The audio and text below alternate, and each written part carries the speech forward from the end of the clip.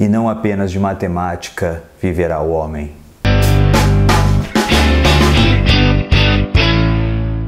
Sim, artes cai no Enem. Afinal, artes é um conteúdo obrigatório no Brasil. Obviamente, a disciplina em si, ela sofre diversos preconceitos. Afinal, muitas instituições de ensino, elas não tratam a arte com o devido respeito. Muitas instituições olham para a arte como um tempo livre, como algo só para a criança se divertir, só para extravasar. Isso é muito legal, se divertir, extravasar e tudo mais. Porém, a displicência demais e o descaso de muitas instituições e do próprio governo em si transformaram a matéria numa coisa que é quase uma submatéria entre as outras, que não é levada a sério, que é vista como sem conteúdo, ou como que se o conteúdo dela em si não pudesse levar a pessoa a nada, não pudesse levar a uma profissionalização clara, como se a arte em si não envolvesse em profissões, como se um artista ele fosse um desocupado, ou como se o artista fosse alguém que não precise de uma formação verdadeira, porque não há nada ali a ser estudado. Parece que o cara ele recebe um dom divino e ele faz as coisas e pronto, acabou. Não existe uma teorização, não existe um estudo da história, não existe uma construção em volta de tudo aquilo ali. Tá, eu acho que isso daí é conteúdo para um outro vídeo, né? O porquê a gente estuda artes na escola. Vamos tentar focar nesse vídeo aqui em o que cai de artes no Enem. Tá estudando muito? Nossa. A arte, ela compreende a interpretação simbólica do mundo e o ser humano, ele é um bicho simbólico. A gente procura simbolismo em tudo, a gente procura significado em tudo, a gente tenta dar significado a todas as coisas, a gente olha para as estrelas do céu e junta elas em grupos e cria bichinhos, e desses bichinhos a gente cria arquétipos e a gente depois usa esses arquétipos no nosso horóscopo. A gente está o tempo todo procurando símbolos, a gente está o tempo todo criando estes símbolos. E a arte é essa disciplina que vai estudar esses símbolos para além dos símbolos escritos. Claro, você vai ter a literatura que vai englobar o estudo desses símbolos, né, organizados de maneira de narrativa, de histórias, poemas, crônicas e blá blá blá, mas você ainda tem um grande arcabouço de imagens que não está diretamente relacionado com essa linguagem escrita, que vai muito mais além, que vai compreender pinturas, esculturas, performances, diversas manifestações que o homem faz o tempo todo e que compreendem a nossa história da arte em si. E o Enem, ele cobra esse entendimento simbólico, principalmente desse entendimento simbólico da arte mais moderna e da arte contemporânea. Sim, gente, a arte de hoje em dia, ela não é moderna. O modernismo já acabou bem há uns 50 anos atrás. Eu não tenho como falar em um vídeo de 10 minutos de todos esses assuntos. Eu vou passar um resumo básico do que é essa questão do modernismo, vou apontar algumas coisas, vou fazer a mesma coisa da arte contemporânea. Depois eu vou linkar aqui embaixo algumas dicas de vídeos para vocês poderem se aprofundar mais no estudo de história da arte para sua provinha do Enem. Mas você tá ralando aí pra chegar no seu objetivo lá em novembro e arrasar? Nem tô. Quando a gente pensa em modernismo, a gente está pensando na arte da primeira metade do século XX, ou seja, de 1900 até mais ou menos 1950, ali no pós-guerra, a arte ela começa a mudar, ela começa a debater muitas questões que a gente debate na arte até hoje em dia. Então a gente já começa a falar que é um período de pós-modernismo, entrada ali já no mundo contemporâneo da arte. E dentro do modernismo você tem que entender que os artistas modernos, os artistas da chamada vanguarda, eles estão ali para desconstruir os dogmas do sistema acadêmico. O que é o sistema acadêmico? Os sistemas das academias de belas artes que imperavam na arte do século XIX. As academias, elas diziam como a arte deveria ser feita e como ela deveria ser seguida. Existia ali um senso estrito do que era a arte e do que era o artista. Os artistas do século XX, do início do século XX, eles pretendem criar uma arte mais popular. A gente olha para a arte moderna hoje em dia e fala, essa arte é elitista, que absurdo, ninguém entende. Mas eles queriam exatamente o contrário. Eles estavam aproximando essa arte, que era uma coisa extremamente elitizada, das coisas que as pessoas estavam acostumadas no seu dia a dia. Então tem muitos artistas que vão para a estética do primitivo, que vão para a arte naif, que vão para essa arte mais inocente, essa arte que parece até mesmo um artesanato. Eles não vão valorizar aquelas formas perfeitas da academia. Nem todo mundo pinta daquele jeito. Então eles buscam outros caminhos para representar a arte, representar sentimentos, emoções, discutir o dia a dia dessas pessoas. Não é à toa que você vai ter movimentos que vão falar de psicanálise, física, afinal é a época da popularização das ideias de Freud. Você vai ter ali naquele momento Einstein, essa grande discussão sobre o que é o mundo que as pessoas estão vivendo. Então essa arte moderna, ela vem para romper com esses estigmas de uma arte elitista e propor uma nova interpretação da arte, abrir a arte para todo mundo, abrir a arte para qualquer um que queira fazer arte, tornando a arte acessível a todos. Não é à toa que hoje em dia a arte é muito fácil de ser produzida, ela é muito liberta. Isso tudo é ação do pessoal ali do começo do século XX, que começou a aproximar a arte da vida das pessoas. Dentro do modernismo a gente vai ter muitos ismos, ou seja, movimentos de arte que cada um tinha qual o seu ideal. Vou falar deles de maneira extremamente resumida. Fauvismo, movimento que mexia com as cores, com o primitivo. Fauve vem de fera, animal selvagem. Principal artista, Henri Matisse. Eles propunham uma aproximação do homem com a sua natureza selvagem novamente. Não é à toa que os quadros muitas vezes vão ter seus temas relacionados à natureza, ao idílico, ao homem nu em contato com a grama e essas coisas, essas questões. Expressionismo. Expressionismo vem de expressão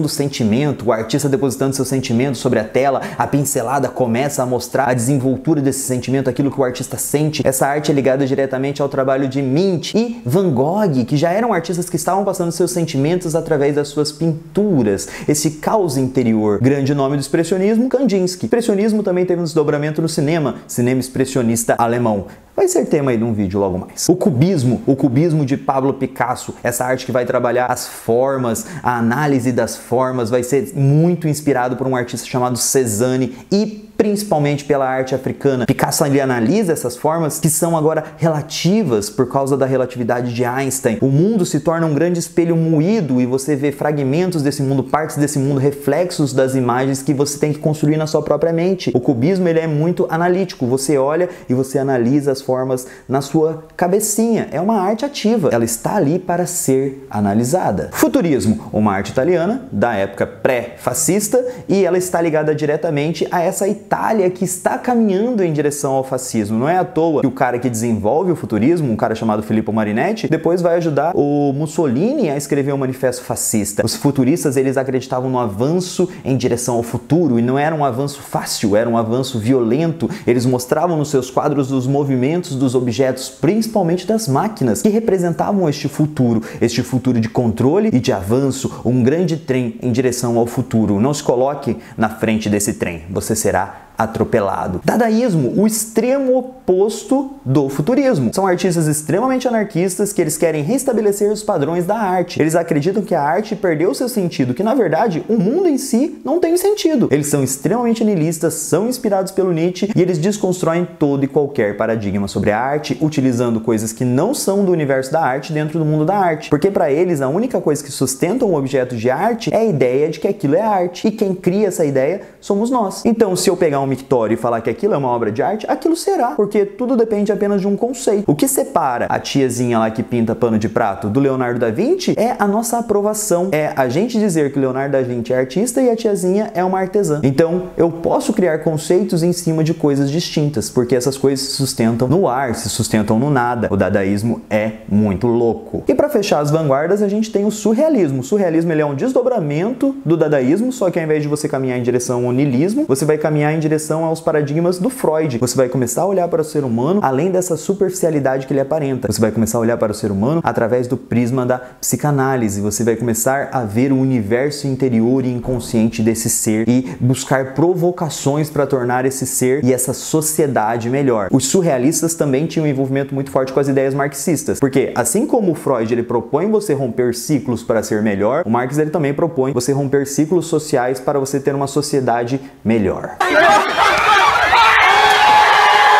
A partir dessas grandes transformações que esses artistas da primeira metade do século XX proporam, a gente tem a nossa arte contemporânea, que é a arte de hoje em dia. E a arte contemporânea não é fácil, não é num vídeo de 10, 15, 20, meia hora que você vai entender. A arte contemporânea, ela demanda de muito tempo de estudo e observação, principalmente em museus. Quer entender arte contemporânea? Vai para museu, mas vai aberto, não vai fechado dentro de um cabresto. Vai para ter ideias, para tentar entender, para conseguir analisar. Você não vai absorver nada se você estiver fechado. A arte contemporânea, ela trabalha com novas linguagens, ela trabalha com o corpo na arte, ela trabalha com as ideias de você interagir com a arte falando sobre coisas do seu mundo, com o aqui, com o agora. Aí a gente pode pensar em instalações, que é uma linguagem artística extremamente contemporânea, que são artes que mudam o ambiente à sua volta. Você entra numa sala, ela está totalmente transformada em outra coisa. Pense no trabalho do Cildo Meirelles, por exemplo, o Desvio para o Vermelho, onde ele transforma um espaço em outra coisa. Uma instalação, ela tende a transformar essas coisas. Você pode ter uma instalação instalação também no espaço urbano. Ela vai transformar o aspecto de uma praça, de um lugar, de um prédio, de um ambiente. Essas obras são extremamente interessantes e extremamente contemporâneas. Você também tem a performance, que é o artista usando o seu próprio corpo para fazer a arte. Marina Abramovic tá aí uma grande tendência da ideia da performance. Você usa o seu corpo como meio de manifestar a sua ideia. Você tem a obra discutindo a sociedade. A obra ela já não é mais uma coisa estática, simplesmente para ser observada. Às vezes ela quer provocar o público e às vezes ela quer provocar a sociedade, quer criar desdobramentos, ela quer discutir o seu dia a dia, quer discutir o seu contemporâneo. A gente olha para as obras do passado e a gente não vê muito essa questão logo de cara.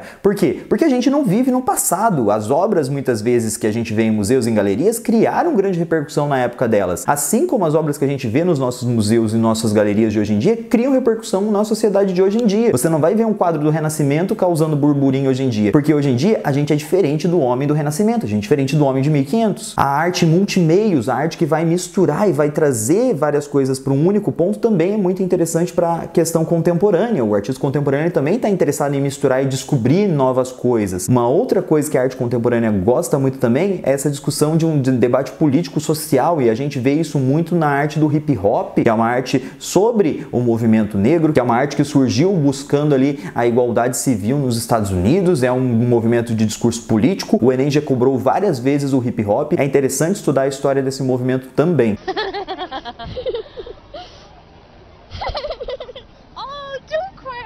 E uma outra grande dica que eu acho que a gente pode pensar no Enem deste ano é a questão do modernismo brasileiro. Afinal, a exposição da Anita Malfatti, que foi extremamente xingada por Monteiro Lobato, está completando 100 anos agora em 2017. Criou caos naquela época. Monteiro Lobato disse que a exposição da Anita Malfatti ela era como se fosse o pus dessa ferida, que é a arte moderna, do qual a senhorita Anita participa, e de pessoas como, por exemplo, Pablo Picasso, que estão condenados ao esquecimento por sua arte degenerada.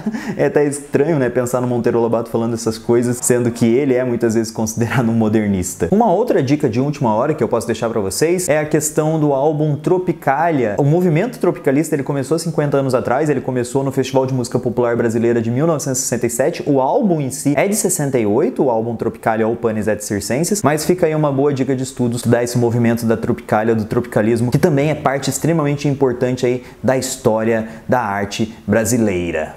Ano que vem, então, onde você quer estar?